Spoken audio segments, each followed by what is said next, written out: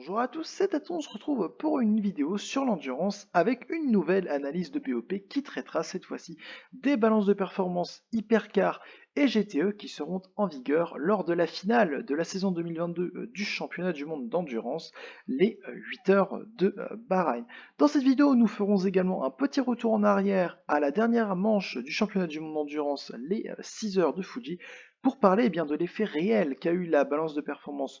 en course. Ensuite, après cela, nous allons voir justement les modifications qui ont été faites pour ces 8 heures de Bahreïn et avec les données du reste de la saison 2022, mais également avec celles des deux courses de l'an dernier, on va voir à quoi est-ce que l'on peut s'attendre pour cette édition 2022 des 8 heures de Bahreïn. On commence donc tout de suite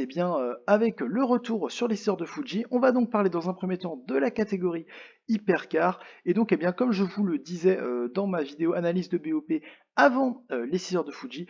Toyota était favori et ils ont répondu présent puisqu'ils ont gagné avec une marge non négligeable de tours sur l'Alpine, même si cette avance est un petit peu à relativiser dans la mesure où un petit avantage en temps au tour, forcément sur une longue course, ça va rapidement faire de gros écarts. Donc c'est pour ça que pour le coup, même si Toyota n'avait pas une seconde au tour d'avantage, sur l'Alpine, malgré tout, il se retrouve avec 2 tours d'avance, puisque quelques dixièmes mis bout à bout, ça fait quand même une grosse différence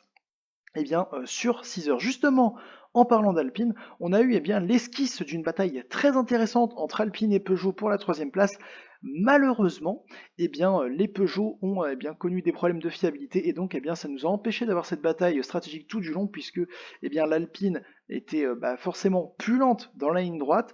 mais la Peugeot, elle, à l'inverse justement, perdait du temps sur l'Alpine dans la partie sinueuse. Donc on avait pour le coup un match assez intéressant qui se profilait, notamment entre l'Alpine et la Peugeot numéro 94. La 93 était un peu plus pour le coup en retrait niveau performance, notamment en début de course, mais voilà, du coup cette bataille n'a malheureusement pas pu avoir lieu puisque les deux Peugeot ont connu des problèmes techniques. On va revenir rapidement sur les LMP2 qui elles n'ont pas de BOP, mais voilà, juste pour en parler, on avait eu aussi une bataille très intéressante entre WRT et Jota. WRT qui était plutôt sur une stratégie très agressive à attaquer au maximum, Jota qui essayait justement de faire des tours en plus, enfin du moins un tour en plus par relais, et donc ça a failli leur économiser un relais à la fin de la course, mais voilà, malheureusement, il fallait un full course yellow à Jota pour que sa stratégie marche, et vu qu'il n'y en a pas eu, c'est WRT qui a remporté la mise. On va maintenant parler des GTE, et plus précisément des GTE Pro, avec pour le coup une superbe bagarre qu'on a eue en début de course entre Porsche et Ferrari. On a eu droit à de nombreuses manœuvres à la fin de la ligne droite de départ-arrivée, c'est-à-dire au premier virage, pour le coup, entre eux, les deux équipes, c'était franchement un très beau spectacle à voir, mais malheureusement, ça n'a duré qu'une heure, et pour une raison, pour le coup, assez incroyable, c'est que, contrairement à ce que je vous disais lors de l'analyse de BOP qui précédait Fuji, c'est Ferrari qui s'en est le mieux tiré sur la gestion des pneus, et donc, lorsqu'il a fallu doubler le relais sur les pneumatiques, c'est-à-dire à la fin de la première heure, là, justement, Ferrari a pris l'avantage sur Porsche, et donc, ça a permis aux deux Ferrari de se placer en tête, et donc ensuite, à chaque fois qu'il a fallu faire un double relais, Ferrari a gagné du temps sur Porsche, et donc finalement c'est pour ça qu'on se retrouve avec un doublé Ferrari. Mais pour le coup ça c'est dommage, puisque bien sûr la durée d'un relais, les deux voitures étaient vraiment équivalentes en performance. Pour ce qui est du cas Corvette, comme on pouvait s'y attendre, ils étaient un peu décrochés, ils n'étaient pas forcément aussi loin que ce que j'aurais pu imaginer, ils étaient quand même vraiment pas trop loin, mais voilà, le petit manque de rythme que la voiture avait, tout simplement leur a empêché de jouer autre chose que la 5e position en catégorie GTE Pro. Maintenant, on va parler aussi des GTE AM avec des Aston qui étaient très performants, avec notamment pour le coup en voiture témoin la voiture 777, donc la voiture japonaise du D-Station Racing, qui a fait un super classement, alors que d'ordinaire cette voiture est plutôt, on va dire, milieu de peloton. Et bien là pour le coup ils ont fait podium, donc ça montre bien que l'Aston était très à l'aise. Finalement, Aston a entre guillemets répliqué la performance qu'ils avaient réussi à faire en 2019 pour le coup en GTE Pro, même si la balance de performance n'était pas exactement la même. Là aussi, on a pu voir que l'Aston Martin était vraiment plus à l'aise sur les doubles relais comparé à Ferrari. Donc déjà Ferrari était plus à l'aise que Porsche, mais là vraiment Aston Martin était encore plus à l'aise que Ferrari sur la gestion des pneus. Et c'est là aussi ce qui a fait la différence dans cette catégorie et qui a fait qu'on a pour le coup vu la voiture numéro 33 s'imposer également au classement en GTEAM. On va donc maintenant passer à la balance de performance pour ces 8 heures de Bahreïn, en commençant justement par la BOP en hypercar. Alors, les premiers changements que l'on peut voir, on va tout simplement faire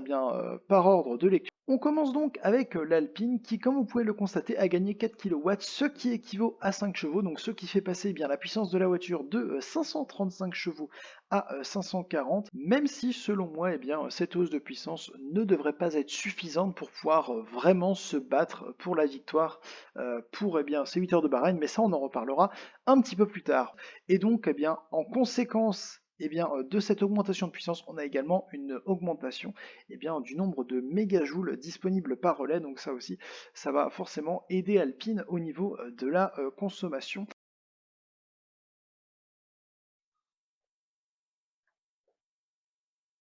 En parlant de consommation, ce qui va être très intéressant de suivre, c'est le nombre de tours en moins que va faire l'Alpine comparé à la Peugeot ou à la Toyota, puisque comme vous le savez, l'Alpine a un réservoir qui est plus petit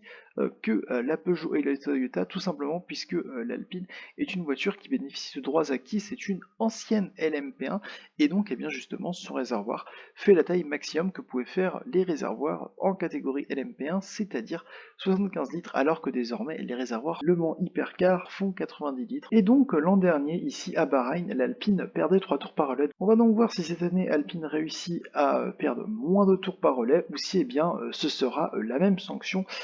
que l'an dernier au niveau du nombre de tours perdus par relais. Et si le fait que l'Alpine fasse 3 tours de moins que la Toyota et la Peugeot se confirme, cela veut dire que tout simplement Alpine, au bout de 6 heures de course, aura perdu un arrêt au stand complet et donc qu'il leur faudra dans ce cas-là soit un full course silo ou un safety car à un moment opportun pour les remettre dans le jeu. On peut voir que la Peugeot 9X8, elle, a perdu 12 kg sur la balance, mais également 1 mégajoule sur son énergie par relais alloué. Selon moi, cet ajustement de 12 kg va tout simplement permettre de gommer un petit peu le désavantage qu'on a pu constater à Fuji de la Peugeot par rapport à la Toyota. Donc la voiture devrait être forcément peut-être même maintenant au niveau de la voiture japonaise pour ce qui est des virages lents, mais également ces 12 kg en moins devraient également permettre à la Peugeot de renforcer son point fort qui était la vitesse de passage dans les virages à moyenne vitesse et à forte vitesse. Donc voilà, la Peugeot devrait être forcément encore plus performante dans ce type de virage.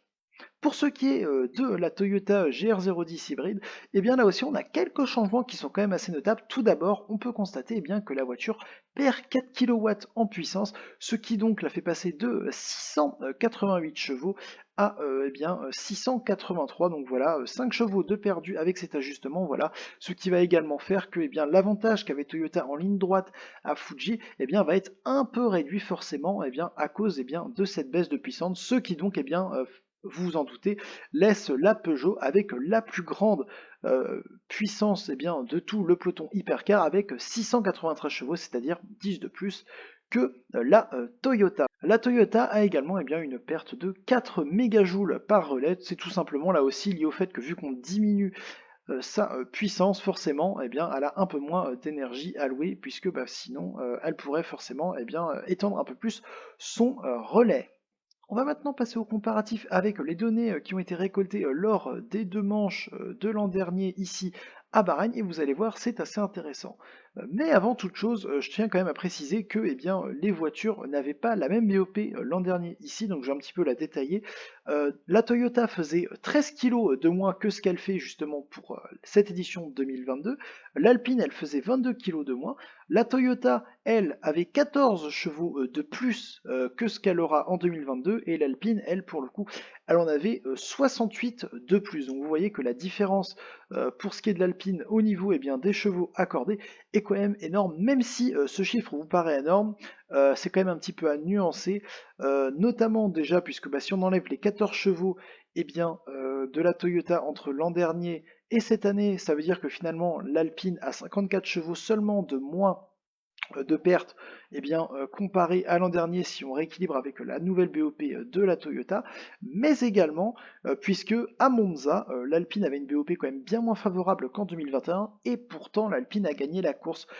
C'est tout simplement dû au fait qu'en fait Alpine arrive à mieux exploiter les pneus cette année, puisque cette année l'Alpine utilise les pneus qui serviront tout simplement sur les LMDH, alors que l'an dernier, elle devait utiliser les pneus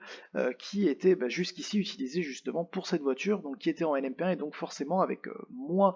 de vitesse de passage en courbe du fait que la voiture était plus lourde, il était plus difficile de les faire chauffer et donc de les faire fonctionner. Et donc, pour revenir à Monza, l'Alpine avait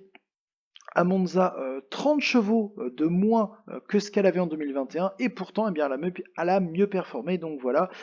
C'est pour ça que moi en tout cas je pense qu'avec la situation que l'on a actuelle, il devrait manquer 20 chevaux à l'Alpine pour vraiment être dans le match. Tout simplement sur un tour, on verra ce que ça donne dans les faits, mais je pense que c'est notamment à cause de ça que l'Alpine sera pour le coup un peu plus à la traîne et notamment qu'elle ne reproduira pas la vitesse de pointe que l'on a ici. Je pense également que la Toyota ne pourra pas faire cette vitesse de pointe et qu'elle restera sous les 295 km/h. Pour ce qui est des meilleurs secteurs qui avaient été faits l'an dernier, on peut voir que l'an dernier, la Toyota faisait la différence dans le secteur 1 avec l'Alpine, puisque sinon sur tout le reste du tour, c'était quand même extrêmement proche avec l'Alpine qui était un poil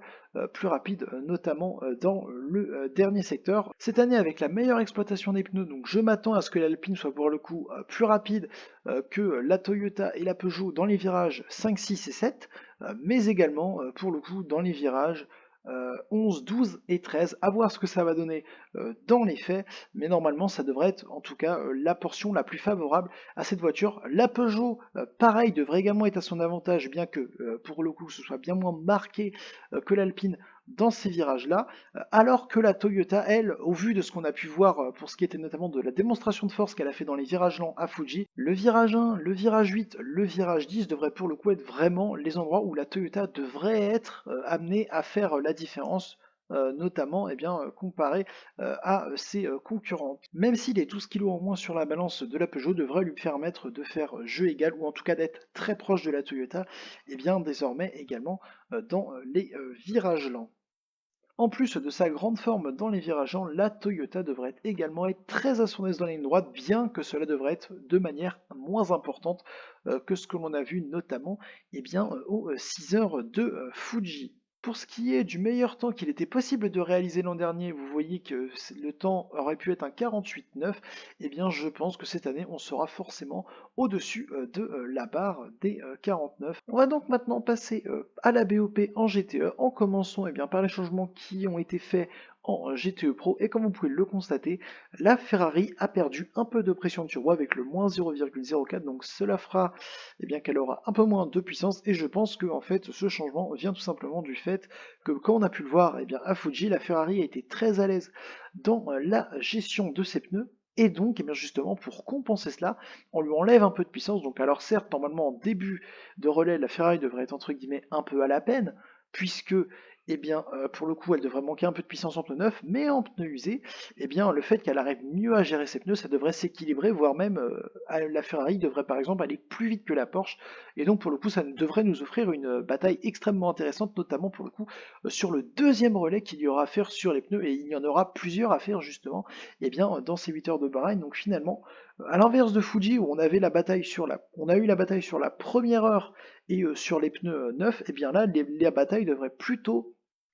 se faire au niveau du deuxième relais pour le coup de chaque le double stint sur les pneus. La Ferrari va perdre également en conséquence de cette perte de puissance 1 litre sur le réservoir, et là encore une fois c'est comme en hypercar. C'est quelque chose d'assez logique puisque, vu qu'on a moins de puissance, on consomme moins, et donc avoir 1 litre en plus, c'est plutôt un avantage, notamment en cas pour le coup d'avoir à économiser du carburant pour faire un tour de plus et avoir un arrêt en moins à faire. Pour ce qui est de la Corvette, les ajustements qu'elle a subis sont également une perte de puissance avec notamment moins 4 mm sur le restricteur d'air. Et par contre, à l'inverse de la Ferrari, elle gagne un litre. Alors là, pour le coup, je ne sais pas trop exactement ce que les instances ont essayé de faire avec cette voiture, mais peut-être que tout simplement ils essaient de donner un avantage de consommation à la Corvette pour la mettre dans le jeu, donc c'est-à-dire ils ont réduit un petit peu sa puissance et lui ont alloué un litre de plus pour que justement grâce à cela, elle puisse à l'inverse de ne pas forcément pouvoir être dans le rythme en course, pouvoir justement étendre son relais pour pouvoir profiter d'un full course yellow qui pourrait l'avantager alors que les autres se seraient déjà arrêtés au stand. Vous pouvez voir que la Porsche est la seule voiture qui n'a subi aucun changement, donc finalement ce sera la voiture témoin comparée à Fuji. On pourra voir si les changements qui ont été faits sur la BOP auront été bénéfiques pour le spectacle. Pour ce qui est de la BOP en GTM, vous pouvez voir que les Ferrari perdent également un litre, en plus justement de perdre de la pression de turbo. Pour ce qui est de la BOP en GTM, vous pouvez voir que les Ferrari perdent pour le coup la même pression de turbo qu'en GTE Pro et également un litre. Donc là voilà, on reste pour le coup cohérent entre ces deux-là. La Porsche également ne subit aucun changement. Pour ce qui est de l'Aston Martin, on a une perte de 8 kg à noter, donc voilà, ces voitures qui étaient quand même pas trop à l'aise l'an dernier, justement à Bahreïn, donc je pense que c'est lié à ça qu'on a décidé justement d'enlever 8 kg pour que les voitures soient un peu plus compétitives à ce niveau-là. Et pour ce qui est de la puissance, là aussi, on a enlevé pour le coup, pareil, de la pression au niveau du turbo, même si c'est un poil moins que ce que la Ferrari a subi, et donc forcément en conséquence, on enlève 2 litres pour ce qui est du réservoir. On va maintenant parler du Success Ballast en GTM. Alors jusqu'ici j'en avais jamais parlé, mais je me suis dit que ça pouvait être intéressant d'en parler, notamment puisque c'est la finale. Ce procédé vise tout simplement à amener un peu plus de compétitivité dans cette catégorie où forcément les meilleurs pilotes amateurs font normalement de grandes différences, et donc du coup pour essayer de resserrer un peu justement le peloton, on a plusieurs choses qui sont prises en compte. Tout d'abord, le résultat de la course précédente, enfin du moins des deux courses précédentes, si on finit dans les trois premiers, on prend 5, 10 ou 15 kilos, et en plus de cela, vient s'ajouter des kilos pour les trois premiers au championnat. Donc voilà, si vous êtes troisième, vous prenez 5 kilos, deuxième 10 kilos, et premier 15 kilos. Et donc, justement, pour cette course, pour cette finale, en pénalité de poids, ça nous donne que la voiture numéro 33, qui donc a gagné la dernière course, va prendre 30 kilos sur la balance en plus de son poids réglementaire. Pour ce qui est de la Ferrari des Iron Dames, on prendra 20 kilos puisqu'on a fait deux fois deuxième lors des deux dernières courses. Ensuite, une autre voiture qui prendra 20 kg, ce sera la Porsche numéro 77 d'MC Proton Racing, qui elle a gagné il y a deux courses à Monza et qui est troisième au championnat. La voiture numéro 98, donc l'une des autres Aston Martin, elle prendra 10 kg puisqu'elle est à la deuxième place du championnat en GTEA. Et enfin, on a deux voitures qui prendront 5 kg avec la Project One 46 qui a fini troisième à Monza et la voiture du D-Station Racing 777 qui elle prend 5 kg pour avoir fini troisième à Fuji. Sinon toutes les autres voitures sont à leur poids minimum. On va maintenant passer aux données que l'on a des deux courses qui ont été disputées à Bahreïn l'an dernier, avec tout d'abord la vitesse de pointe. Et donc l'an dernier, on peut voir que pour le coup Ferrari et Porsche étaient dans un mouchoir de poche, enfin ça c'est du moins sur les 8 heures, puisque pour la course des heures, Ferrari avait subi une très grosse baisse de puissance, donc ce qui avait mis Ferrari complètement hors du jeu. Là la baisse qu'ils ont comparé à cela est vraiment c'est complètement insignifiant, donc c'est pour ça ça va être intéressant. Normalement la Porsche devrait avoir l'avantage en vitesse de pointe, mais la Ferrari vu qu'elle tient mieux ses pneus, devra avoir l'avantage sur la longueur, donc ça va être quelque chose d'intéressant à suivre. Pour ce qui est des Aston Martin, on peut également voir pour le coup qu'elles étaient quand même pas mal en forme l'an dernier, donc c'est notamment à cause de ça que on a une petite baisse de la puissance accordée à cette voiture pour cette édition, même si elle va être compensée notamment avec les 8 kg que la voiture a perdu sur la balance. On passe maintenant aux meilleurs secteurs qui ont été réalisés l'an dernier. La chose que l'on peut constater entre Ferrari et Porsche, c'est qu'aucune des deux marques n'a vraiment un avantage dans un des secteurs. Donc voilà, sur le tour, globalement, les voitures sont pour le coup assez équivalentes. Et donc, là, avec le petit changement de balance de performance, la Porsche devrait logiquement être pour le coup un peu plus à l'aise pour le coup dans le secteur 1. Mais pour ce qui est des secteurs 2 et 3, je m'attends à ce que les performances soient relativement serrées entre les deux marques. On peut voir avec ces mêmes secteurs que pour le coup les Aston Martin étaient assez à la peine, notamment dans le secteur numéro 2 qui est le secteur le plus sinueux, donc c'est pour ça que les 8 kilos en moins sur la balance devraient leur faire le plus grand bien, même si en contrepartie ils perdent pour le coup un petit peu de puissance. Voilà tout ce que l'on pouvait dire sur les différents changements qui ont été apportés à la balance de performance, que ce soit en hypercar ou en GTE. Après, il sera assez intéressant de voir si justement ces changements ont l'effet qu'on attend d'eux en course, ou si à l'inverse, ils sont soit trop puissants ou pas assez pour le coup pour rééquilibrer les différentes voitures entre elles et nous offrir le meilleur spectacle en course. Mais ça, pour le coup, on ne le saura qu'en regardant les 8 heures de Bahreïn ce samedi. Mais en tout cas, j'espère que vous avez apprécié cette analyse de BOP sur les BOP qui seront en vigueur pour les 8 heures de Bahreïn ce samedi. Moi, je vous dis à la prochaine. Salut!